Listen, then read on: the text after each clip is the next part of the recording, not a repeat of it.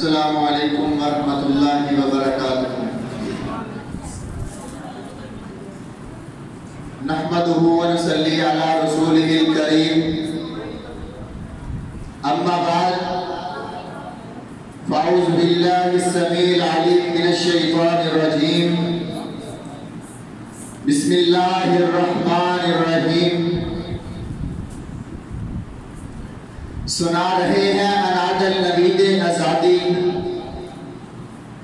सुना रहे हैं अनादल नबीद आज़ादी, मना रहे हैं आज चमन ईद आज़ादी। हज़रात, मुल्क भर में यौम आज़ादी मनाया जाता है। हर तरफ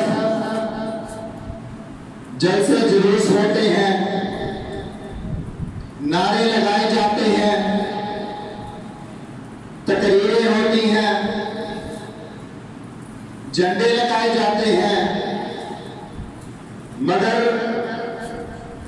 ए आज़ादी का जश्न मनाने वालों, क्या तुम जानते भी हो कि इस आजाद मुल्क के लिए कितनी मां ने अपने लखते जिगर कुर्बान कर दिए, कितनी मां ने अपनी इज्जतें कमाई करवाई, खून के कितने दरिया बह गए, आरज़ुओं के कितने महल जल गए। मगर आजादी का जश्न मनाने वालों, क्या तुम जानते भी हो कि आजादी क्या है? क्या आजादी ये है कि हम जो चाहे खाएं, जो चाहे पिए, जैसे चाहे जिंदगी गुजारें? क्या आजादी ये है कि हम मां और बहन का फर्क मिटा दें, पर्दा हटा दें, फहाशी को आम कर दें? क्या आजादी ये है कि हम जैसे चाहें नाचे गाएं और धूम मचाएं? क्या आजादी ये है कि हम सूद को हलाल कर दें, शराब और जुआ आम कर दें? क्या आजादी ये है कि हम जिसको चाहे कत्ल कर दें, जिसकी चाहे इज्जत लूट लें? अरे मेरे दोस्त, ये आजादी नहीं। अगर ये आजादी है तो ये आजादी तो हमें हिंदुस्तान में भी हासिल थी। वहां पे तबलीग की आजादी थी, शराब नोशी और सूदखोरी की आजादी थी, फहाशी और बदमाशी की आजादी थी। फिर हमने क्यों अपने लाखों बच्चे यतीम करवाए? हमने क्यों अपनी लाखों मां और बहनों की इज्जतें पामाल करवाई? अल्लाह के बंदों, ये आजादी नहीं।